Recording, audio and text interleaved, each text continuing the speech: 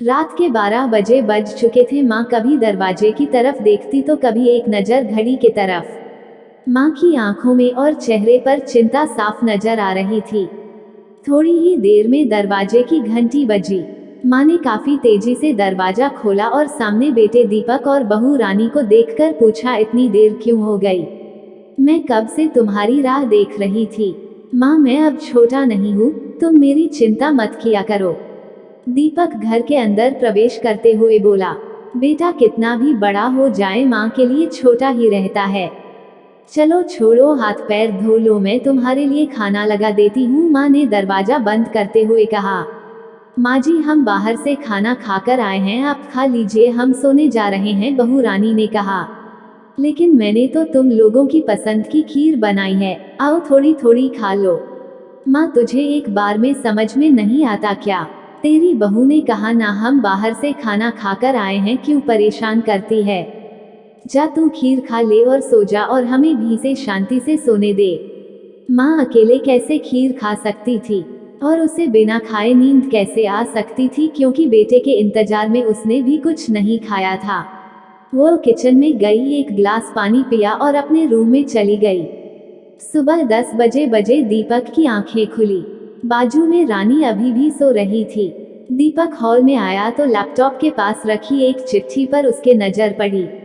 ये चिट्ठी किसकी हो सकती है, ये देखने के लिए उसने चिट्ठी खोलकर पढ़ना शुरू किया। मेरे लाल, तू सोच रहा होगा कि एक ही घर में रहते हुए ये चिट्ठी क्यों? मैं तुम्हें बोलकर भी ये बात बता सकती थी।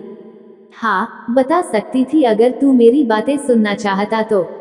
किसी एक्सप्रेस गाड़ी की तरह तू आता है और कुछ ही पलों में निकल जाता है। खैर वो सब जाने दो, कल तुम्हारा जन्मदिन था, इसलिए मैंने खीर बनाई थी। सोचा कम से कम आज के दिन साथ में बैठकर खाना खाएंगे। मगर मैं ये बात बोल गई थी कि मेरा बेटा बड़ा हो चुका है, तो अपने दोस्तों के साथ पार्टी करके खाना खाकर आया। चलो, मुझे इस बात की खुशी ही हुई।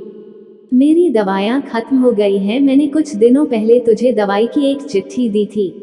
अगर वक्त मिले तो वह दवाई मुझे लाकर देना, मुझे थोड़ी राहत हो जाएगी।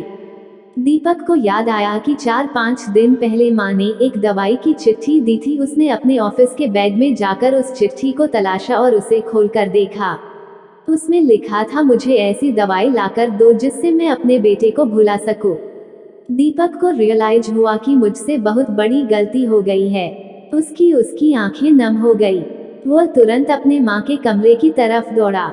सबसे पहले उठ जाने वाली माँ आज क्यों नहीं उठी थी, देखकर उसे आश्चर्य हुआ।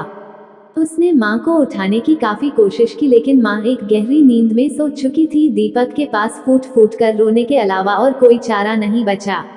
दोस्तों, ये कहने की जरूरत नहीं है कि माँ बाप जीवन में कितने मूल्यवान है। उनके रहते हुए ही उनकी सेवा करो, उनसे प्यार करो। वह चले जाएंगे तो कुछ नहीं कर पाओगे।